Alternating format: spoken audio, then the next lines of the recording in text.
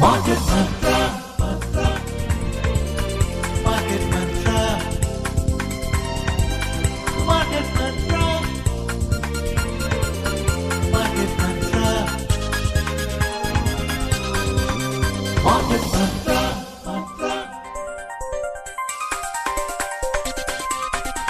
Market Mantra. Good evening, listeners, and welcome to this Monday edition of Market Mantra, the program in which we give you a complete update on the economic news of the day. And today we'll also be taking calls from our listeners on any queries that you may have on economic, business and stock market news. But of course, do remember that we do not address company-specific queries.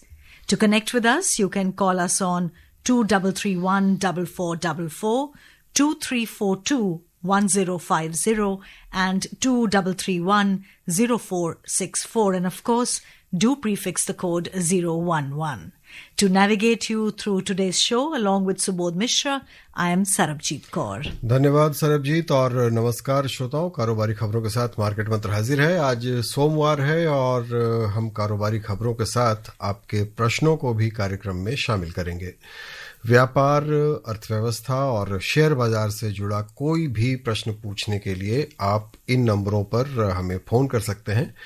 2331-4444, 2342-1050 और 2331-0464। इन नंबरों से पहले दिल्ली का STD code 011 भी dial करें। लेकिन याद रखें कि हम किसी खास शेयर या कंपनी से जुड़े सवालों के जवाब इस कार्यक्रम में नहीं दे पाएंगे। और चलिए पहले शुरुआत करते हैं हेडलाइंस के साथ। Sarabjit, Benchmark domestic indices close marginally down. Sensex slips over 50 points. Nifty holds 26,000 level. India's exports surge over 15% to nearly $74 billion in November this year. Engineering, electronic goods, pharmaceutical among key drivers. And India's wholesale inflation stays in negative zone at 0.32% in November. कारोबारी सप्ताह के पहले दिन देश के share बाजार के प्रमुख सूचकांक मामूली गिरावट के साथ बंद हुए। सेंसेक्स 50 अंक से ज्यादा गिरा, निफ्टी 26,000 के ऊपर बना रहा। इस साल नवंबर में भारत का निर्यात 15% से ज्यादा बढ़कर $74 अरब पर पहुंचा। इंजीनियरिंग, इलेक्ट्रॉनिक वस्तुओं और फार्मा क्षेत्रों का अच्छा प्रदर्शन। और नवंबर में भारत की थोक मुद्रास्फीति की दर 0 से नीचे -0.32% पर रही।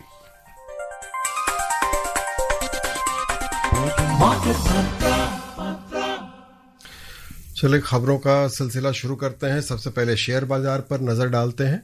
And of course, before that, उससे just a पहले word of जी हाँ, caution. Disclaimer. The views and opinions expressed by the experts in this program are their own and not of Akashvani. Akashvani advises its listeners to do their own research or consult a registered professional before taking any investment decision.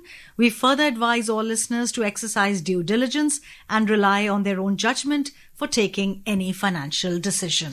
जी, और देखें share बाजार में क्या रहा आज। देश के share बाजारों के प्रमुख सूचकांक सेंसेक्स और निफ्टी पिछले 2 कारोबारी दिनों की बढ़त के बाद आज थोड़ी गिरावट के साथ बंद हुए। वैश्विक संकेतों की वजह से दोनों सूचकांक आज काफी गिरावट के साथ खुले थे, लेकिन बाद में बाजार थोड़ा संभला और अंत में सेंसेक्स महज 54 अंकों के नुकसान के साथ 85,213 पर बंद हुआ, जबकि निफ्टी 20 अंक नीचे 26,027 पर आ गया। लेकिन बीएसई के मिड कैप सूचकांक में 0.1% की बढ़त रही और स्मॉल कैप इंडेक्स 0.4% बढ़कर बंद हुआ।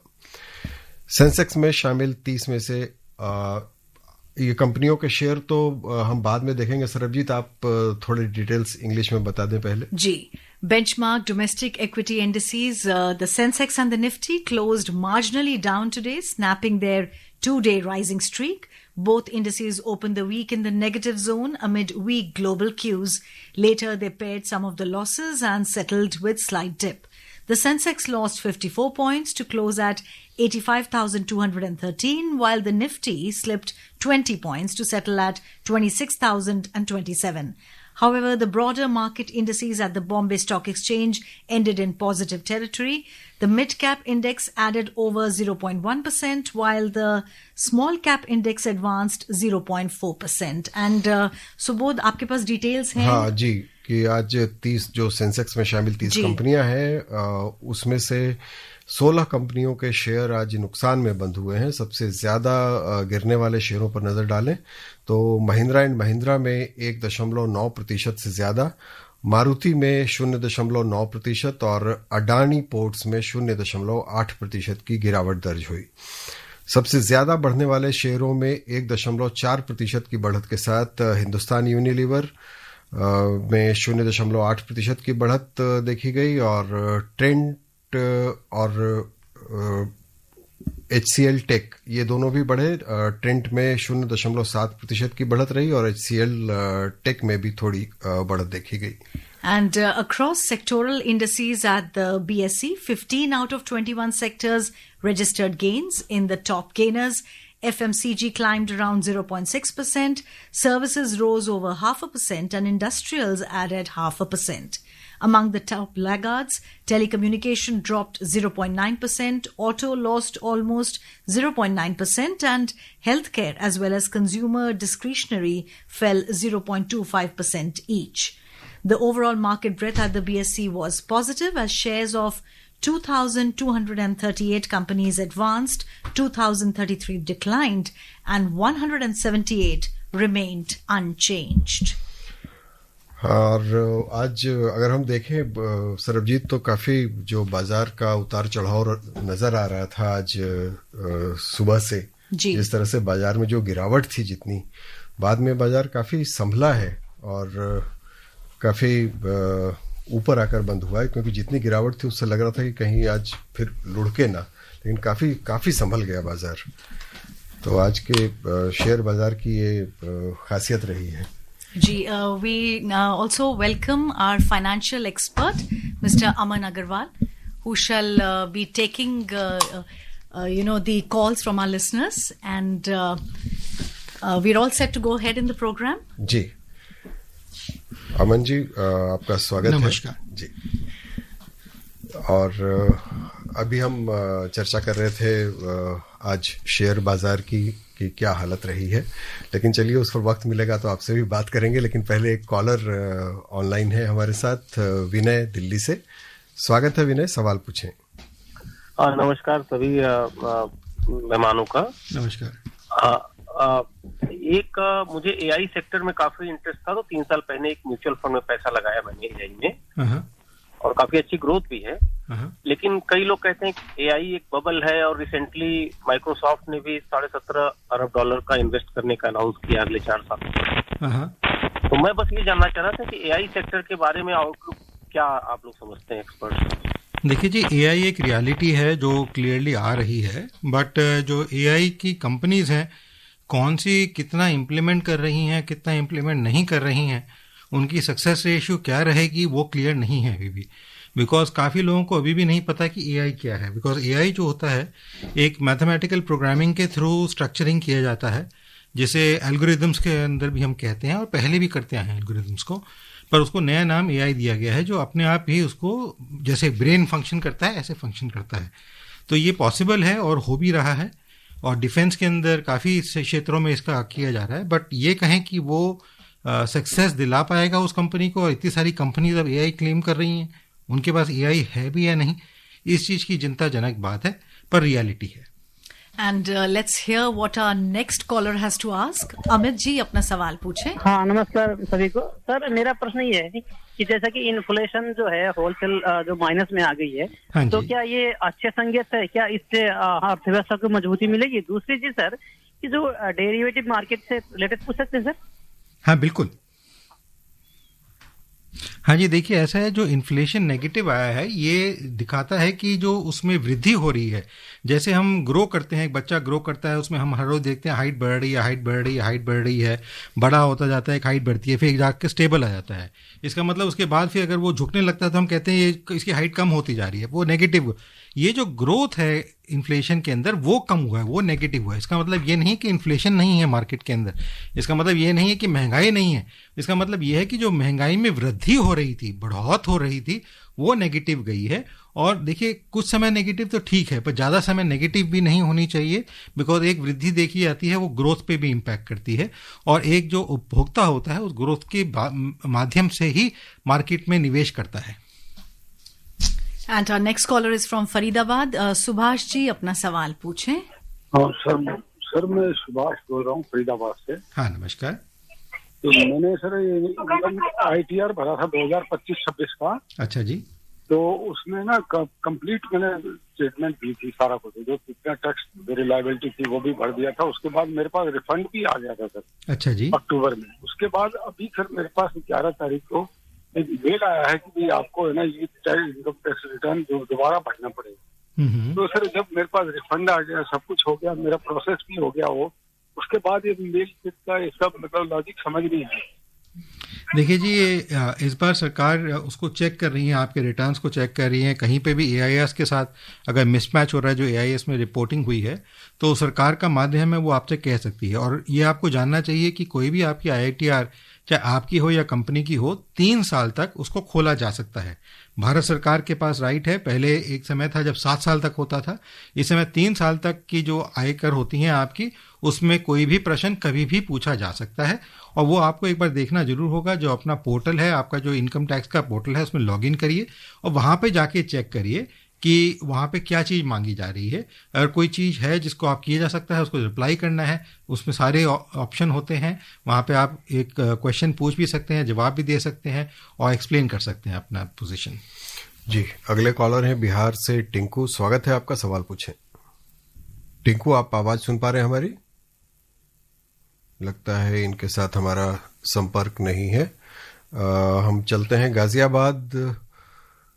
लगता है इनसे भी अभी कुछ संपर्क नहीं हो पा रहा है, लेकिन हम रुपए की हालत पर जरा नजर डाल लें सरबजीत तब तक कि अंतर बैंकिंग विदेशी मुद्रा बाजार में डॉलर के मुकाबले रुपया आज 31 पैसे के नुकसान के साथ अब तक के सबसे निचले स्तर 90 रुपये 73 पैसे प्रति डॉलर पर आ गया। डॉलर इंडेक्स 98.29 के आसपास दर्ज हुआ है। और एशियन मार्केट्स पर भी नजर डालें हम, ज्यादातर एशियाई बाजारों में आज गिरावट देखी गई। दक्षिण कोरिया का कोस्पी 1.8% गिरा। हांगकांग के हैंगसेंग और जापान के निक्केई दोनों में 1.3% से ज्यादा की गिरावट रही। चीन का शंघाई कंपोजिट सूचकांक 0.5% से ज्यादा गिरा। सिंगापुर के स्ट्रेट टाइम सूचकांक में हल्की बढ़त देखी गई। यूरोपीय बाजारों के शुरुआती रुझानों में तेजी दिखाई दे रही है। समाचार लिखे जाने तक फ्रांस का कैक लगभग 1.1%, लंदन का फुट्सी 0.9% से ज्यादा और जर्मनी का डैक्स 0.4% से ऊपर कारोबार कर रहा था।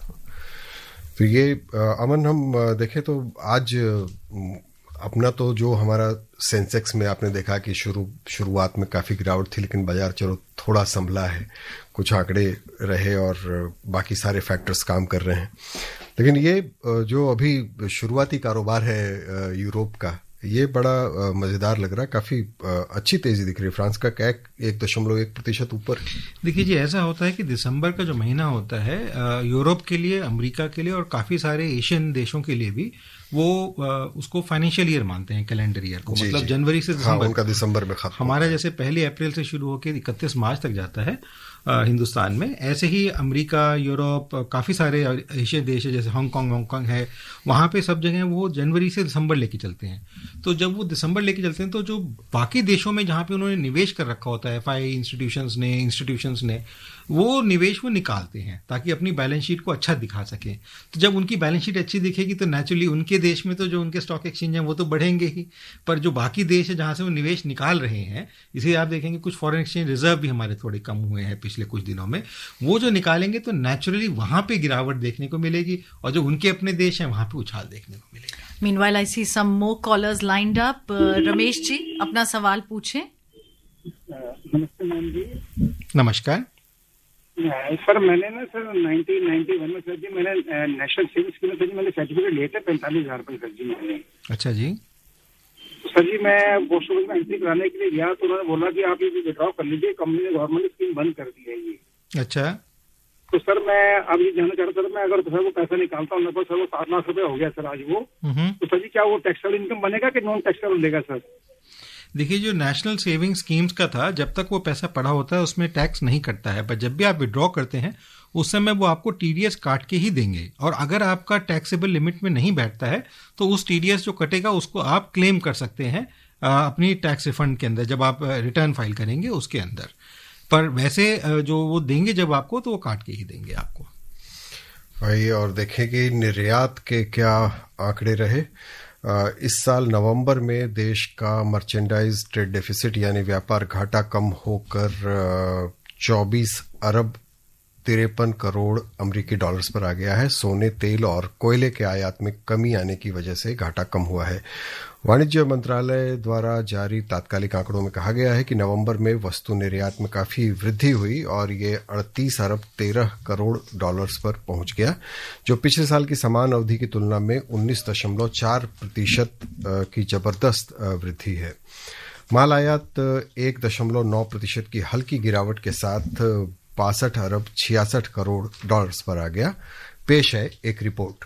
इंजीनियरिंग में इस्तेमाल होने वाली वस्तुएं, इलेक्ट्रॉनिक्स, रत्न एवं आभूषण, फार्मास्यूटिकल्स और पेट्रोलियम उत्पादों में मजबूत रुझान ने निर्यात विस्तार को बढ़ावा दिया। वहीं अप्रैल से नवंबर की अवधि के दौरान भारत का कुल निर्यात 562.13 अरब अमेरिकी डॉलर रहने का अनुमान है, जो 5.43% की सकारात्मक वृद्धि को दर्शाता है। वस्तुओं और सेवाओं सहित कुल व्यापार में पिछले महीने 73.99 अरब अमेरिकी डॉलर का निर्यात दर्ज किया गया, जो पिछले वर्ष की इसी अवधि की तुलना में 15.5% से अधिक की वृद्धि है। इसी अवधि के दौरान आयात में मामूली गिरावट आई और ये 81.11 अरब अमेरिकी डॉलर से घटकर 80.63 अरब अमेरिकी डॉलर रह गया। आकाशवाणी समाचार के लिए प्राची प्रिया।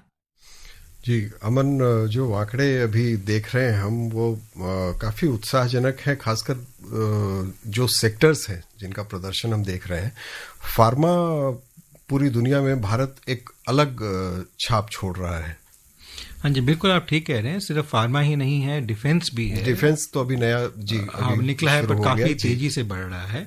फार्मास्यूटिकल में हम पुराने खिलाड़ी रहे हैं, पर विश्व के अंदर हम अब इस समय काफ़ी बढ़ोतरी देख रहे हैं, बिकॉज ज़्यादातर फार्मास्यूटिकल्स हमारी अमेरिका भी जा रही हैं, यूरोप में भी जा रही हैं, अफ्रीका जैसे देशों में भी जा रही हैं, और काफ़ी उसकी मांग है। हमारा किफायती होना काम आ रहा है। और कोविड के बाद तो खासकर हो गया है, क्योंकि कोविड की जो दवा थी वो भी हमने काफ़ी देशों को मुफ्त में भी दी है, डोनेशन के फॉर्म में भी दी है, जो पहले नहीं देखने को मिलती थी, और काफ़ी वृद्ध देश इस चीज़ को नहीं ले कर पाए हैं। तो इसलिए फार्मा के अंदर हिंदुस्तान का बड़ा तीव्र गति से नाम बढ़ा है और उसका फायदा भी हो रहा है। और बिहार से हमारे नेक्स्ट कॉलर टिंकू जुड़ चुके हैं हमारे साथ। टिंकू जी, अपना सवाल पूछें। नमस्ते सर। नमस्कार जी। सर, एक मैं टर्म पॉलिसी ले रखे हैं, 16,100 का है। अच्छा जी। और वो 41 एज है, 80 साल तक वो भरने के लिए कह रहा है। अच्छा, ये बारीक से समझाइए सर, ये सही है या अच्छा है या गलत है, इसके बारीक से समझा दीजिए हमें। देखिए जी, जो टर्म पॉलिसी होता है वो ये दिया जाता है ताकि जो है कल को आपको कुछ हो जाए तो आपके प्रियजनों को कुछ पैसा मिल सके। जिसको भी आप नॉमिनेट करेंगे उसके अंदर, और जिस रेशियो में आप नॉमिनेट करेंगे उस रेशियो में उनको वो पैसा मिल जाएगा टर्म पॉलिसी से। अब ये देखना जरूरी है कि वो टर्म पॉलिसी का पैसे का फ़ायदा उनको होगा या नहीं होगा। अगर आप मनी बैक पॉलिसी जैसे LIC पहले निकालती थी उसमें जाते हैं, तो बाद में जाके अगर आप ख़त्म भी कर देते हैं टर्म, तो उसके बाद आपको पैसा मिलता है, बट उसमें हमें प्रीमियम बहुत ज़्यादा देना पड़ता है। अगर आप मनी बैक वाली पॉलिसी वाले ना लें, नॉर्मल पॉलिसी लें, उसमें आपको कुछ मिलता नहीं है, बट प्रीमियम बहुत कम होता है, पर एक इंश्योरेंस मिलता है कि वो पैसा मिलेगा।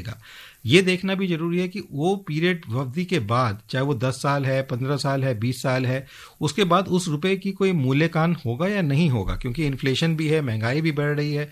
पता चले आपने पैसा भी दिलवा दिया घर वालों को, उस पैसे के कुछ मांग नहीं।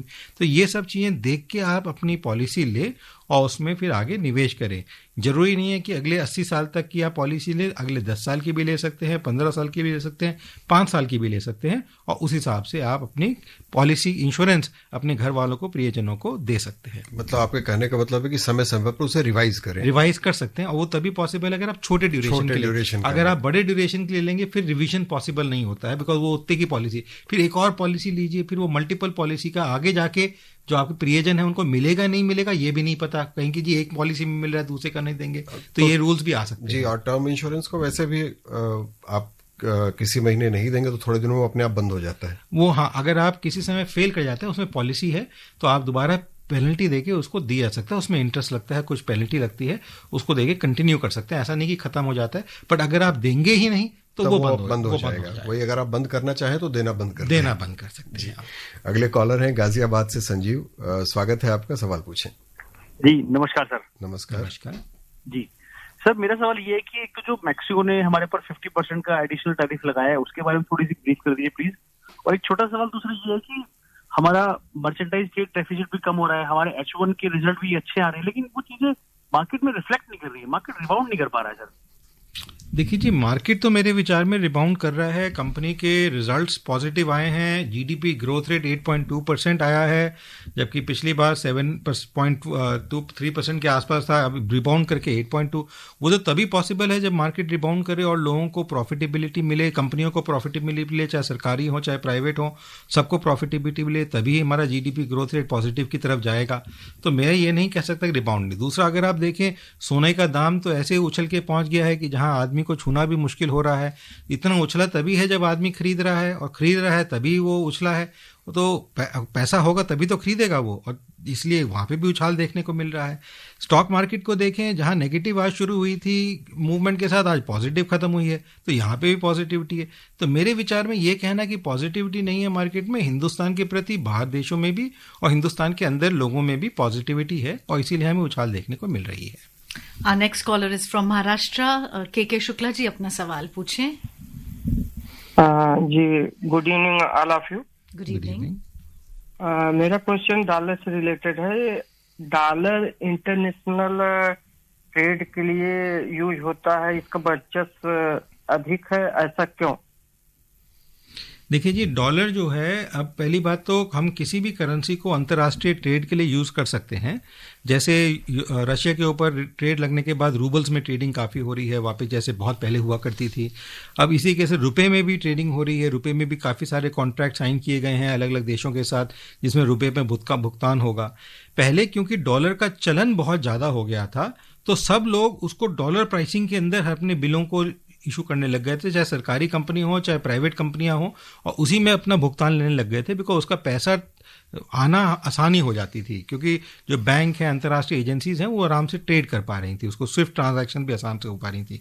पर ये आज की दिशा में नहीं है, ये आज से 3 साल पहले से काफ़ी कुछ इसमें बदलाव आया है, और काफ़ी सारे देश अब bilateral trade, free trade agreements के अंदर काफ़ी सारे लोग, चाहे वो रुपया हो चाहे रूबल हो, इस तरीके से कुछ और करेंसीज हैं, उनके ऊपर ट्रेड कर रहे हैं। डॉलर की महत्वता अभी भी है, पर यूरो और डॉलर और हिंदुस्तान के रुपए की महत्वता काफ़ी हद तक, रुपए की मैं कहूँगा खासकर, बढ़ गई है। All right, let's see how the WPI data looks like. India's wholesale price index-based inflation remained in negative territory at 0.3% in November on an annual basis, compared to a deflation of 1.21% recorded in October. On a month-on-month basis, the WPI rose by 0.71% in November, reversing a deflation of 0.13% seen in the previous month. Data released by the Ministry of Commerce and Industry showed that the negative inflation rate was mainly driven by lower prices of food articles, mineral oils, crude petroleum, natural gas, basic metals and electricity. The WPI food index recorded a deflation of 2.6% year on year, remaining negative for the third consecutive month. And our next caller from Delhi, Nand Gopal ji, अपना सवाल पूछें। Hello जी, हाँ नंद गोपाल जी सवाल पूछे। जी question. हाँ जी पूछिए। मैं कह रहा हूँ, मैंने जो है एनएससी लिया था 5 साल पहले, 8th issue, NSC 8th issue, वो इस साल मैच्योर हुआ है, तो टैक्स लायबिलिटी बताएंगे क्या है? National saving certificate. नहीं जी, मैं समझ गया। पहली बात तो मैं आपको कैलकुलेशंस तो नहीं बता पाऊंगा, बट जब आप इसको विड्रॉ करेंगे तो जो आपको इसका इशू करेंगे अमाउंट, उसमें ऑटोमेटिकली टीडीएस डिडक्ट होता है। बाकी आपकी टैक्स लायबिलिटी कितनी बनती है वो आपकी टैक्स रिटर्न के ऊपर फॉल करती है कि आप 0% वाले ब्रैकेट में फॉल करते हैं, 10% वाले में करते हैं, 20 में करते हैं, 30 में करते हैं, उसके हिसाब से आपकी टैक्स लायबिलिटी जो आपने पैसा कमाया है उसके ऊपर पड़ेगी। तो इससे जो आमदनी हुई है वो आपके बाकी इनकम में जोड़ के उसके बाद जो टैक्स बनता है वो आपको देना पड़ेगा, अगर नहीं बनता है तो नहीं देना पड़ेगा और टीडीएस वापस आ जाएगा। अगर आपने दिया भी है तो वापस मिल सकता है। जी, अगले कॉलर है दिल्ली से नितिन। स्वागत है आपका, सवाल पूछे। हेलो, नमस्कार जी। नमस्कार। हाँ सर, जैसे कि हमने अपना एफडी ब्रेक हुआ था, हमने उसको थोड़ी सी चेंजिंग के लिए ब्रेक कराना पड़ गया था, 10-12 दिन के लिए एफडी ही नहीं थी। उसमें हमारे को इंटरेस्ट मिला था 300 रुपए, और उसमें हमारे को 30 रुपीज के लगभग उन्होंने टीडीएस काट दिया। वो कहते हैं कि अब आरटीआई भरना पड़ेगा। क्या ये लाजमी होता है कि आरटीआई भरना पड़ेगा? अगर आरटीआई एक बार भर दिया और हमारा टैक्स नहीं बनता तो क्या हमें हर साल आरटीआई भरनी पड़ेगी, या ये हम इसको तो आरटीआई भरेंगे नहीं क्योंकि हमारा इतना लंबा कोई अमाउंट नहीं फंसा हुआ? देखिए जी, पहली बार जो लॉटरी का पैसा होता है उसके ऊपर टैक्स दिया जाता है। अगर टैक्स ज़्यादा बनता है आपकी इनकम के हिसाब से तो आपको ज़्यादा देना होगा। अगर कम बनता है तो जो टीडीएस उन्होंने काटा है वो आपका जाएगा, उसमें रिफंड नहीं होता है। लॉटरी, कुछ ये जो कैपिटल गेन्स वाले सेक्शंस होते हैं, हॉर्स ट्रेडिंग है, लॉटरी है, इसमें जो कैपिटल गेन्स हैं वो उतना टैक्स लगता है, वो आपको देना ही पड़ेगा, चाहे एक बार करें या 10 बार करें। India's unemployment rate, UR, declined to 4.7% in November this year, at its lowest level since April for individuals aged 15 years and above. According to Ministry of Statistics and Program Implementation, monthly labor force and unemployment data, rural unemployment eased to a new low of 3.9%, while urban unemployment fell to 6.5%, matching the lowest reading recorded earlier this year. और प्रधानमंत्री नरेंद्र मोदी 3 देशों की यात्रा के पहले चरण में Jordan के अम्मान पहुंच गए हैं। जॉर्डन के प्रधानमंत्री डॉक्टर जफर हसन ने उनका औपचारिक स्वागत किया। सोशल मीडिया पोस्ट में प्रधानमंत्री मोदी ने कहा कि उन्हें विश्वास है कि इस यात्रा से दोनों देशों के बीच संबंध मजबूत होंगे। ये प्रधानमंत्री की 3 देशों यानी जॉर्डन, इथियोपिया और ओमान की यात्रा का पहला चरण है। Aman, on the economic front, how do you see this visit to the 3 nations? No, I think it is going to be memorable, specifically given the dynamics we have seen after the Honorable Prime Minister has come in, where countries which do not see eye to an eye have been trading with India, like Israel, Jordan, or other countries near them. Even when we come to Ukraine or Russia, when they don't see eye to eye fighting with each other, but they trade with us. So from that perspective, this will lead positive results, and this is being welcomed by the world at large, whether it is trade or doing business, that they will profit from India's business. Global crude oil prices dropped today. Brent crude was trading 0.5% down at $60.81 per barrel, while WTI crude was trading over 0.5% down at $57.12 per barrel when reports last came in. In the Indian bullion market, 24-karat gold was trading almost 1.3% up at 1,35,550 rupees per 10 grams, and silver was trading over 3.1% up at 1,98,530 rupees per kilogram a short while ago. और multi commodity exchange में फरवरी में आपूर्ति किए जाने वाले सोने का मूल्य 1.3% से ज्यादा बढ़कर 1,35,391 रुपये प्रति 10 ग्राम पर चल रहा था। वहीं मार्च आपूर्ति वाली चांदी लगभग 3% ऊपर 1,98,755 रुपये प्रति किलो पर चल रही थी। सोने और चांदी की चमक तो देखी, कुछ छोटी सी टिप्पणी आपकी? नहीं, मेरे विचार में सोने चांदी की चमक तो अभी रहेगी, बिकॉज अगले 2 महीने तक शादियों और त्योहारों का चर्चा लगा रहेगा। And as long as this growth of wanting gold and silver is there within the country, this will not go away. Indian RBI is also buying, so that makes it even more valuable.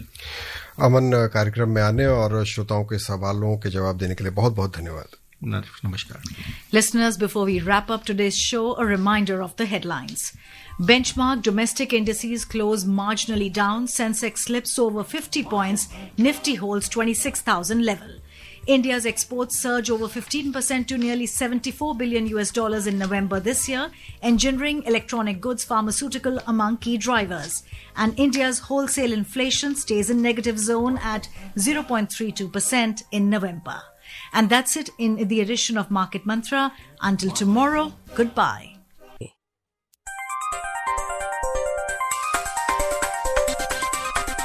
Market Mantra.